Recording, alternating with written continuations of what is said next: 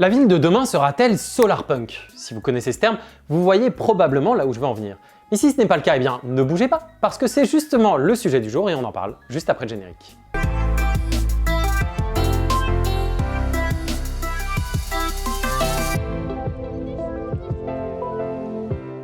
Salut, c'est Philippe pour un nouvel épisode de Fenêtre sur la ville, dans lequel on va parler, vous l'avez peut-être compris, des imaginaires de la ville de demain et de ce que la science-fiction peut y apporter. Plus précisément, on va parler du solarpunk, un courant relativement récent de la science-fiction, mais qui rencontre un succès croissant dans la pop culture d'une part, et dans le paysage urbanistique d'autre part, pour le meilleur et parfois peut-être un peu pour le pire. Solarpunk. Could this be our future?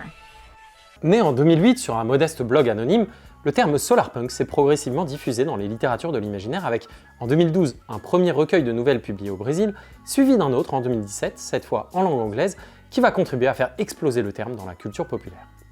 On le retrouve évidemment dans de nombreux domaines, des œuvres de fiction bien sûr, qui s'en réclament explicitement ou non, mais aussi dans des travaux un peu plus terre-à-terre, tels que des blogs d'innovation, des posts sur LinkedIn ou des conférences de start-upers, et bien évidemment, en ce qui nous concerne, dans les productions architecturales et urbanistiques. Le solarpunk se veut une réponse artistique au dérèglement climatique, et plus généralement à tous les maux de nos sociétés actuelles.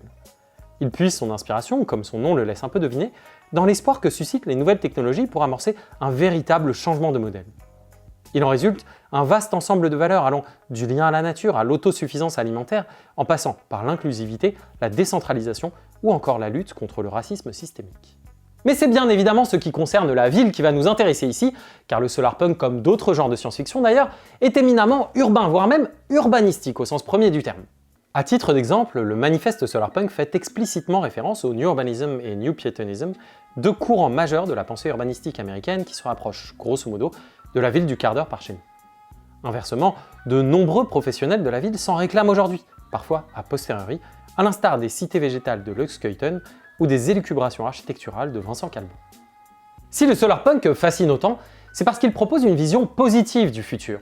C'est d'ailleurs le principal mantra de ce courant et c'est ce que vous trouverez dans la quasi-intégralité des articles qui en parlent.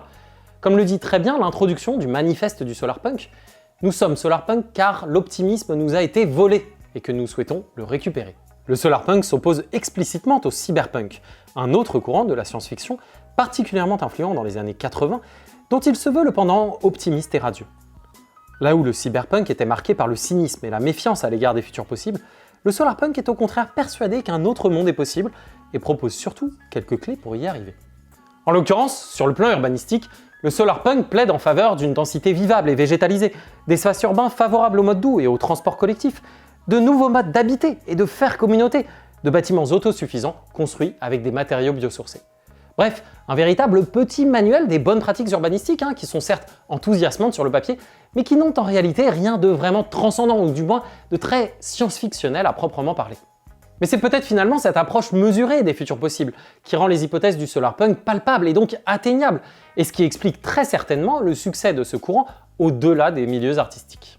Là où le cyberpunk utilisait la dystopie pour alerter sur les dérives des nouvelles technologies, le solarpunk mobilise les imaginaires au service de la redirection écologique.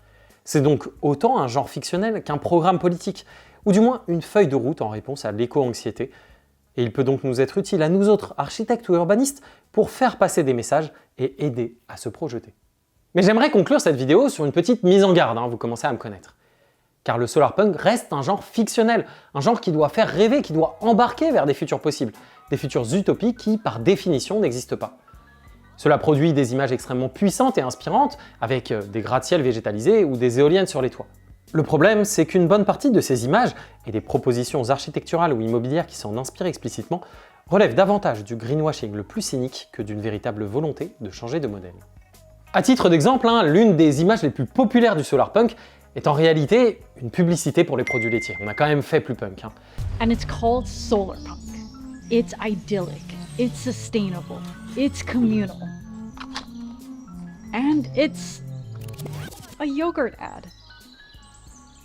Alors oui, nous avons besoin d'optimisme, nous avons besoin de rêver pour construire des futurs possibles, pour nourrir, inspirer, interroger, faire réfléchir. Mais attention à ne pas tomber dans le saupoudrage de bonnes intentions. On voit déjà certains acteurs urbains s'emparer du solarpunk pour redorer d'un vernis rebelle des projets qui nous emmènent en réalité droit dans le mur du statu quo. Cela ne veut pas dire qu'il faut jeter le solarpunk aux oubliettes, au contraire, mais il me semble nécessaire de garder un regard critique face aux sirènes de l'optimisme radio. Enfin ça, c'est mon avis et je serais ravi de connaître le vôtre, donc si vous avez envie de lancer le débat ou même de partager vos références solarpunk, n'hésitez pas à le dire dans les commentaires sous cette vidéo. Comme d'habitude, si vous avez apprécié, vous pouvez liker, partager sur les réseaux sociaux.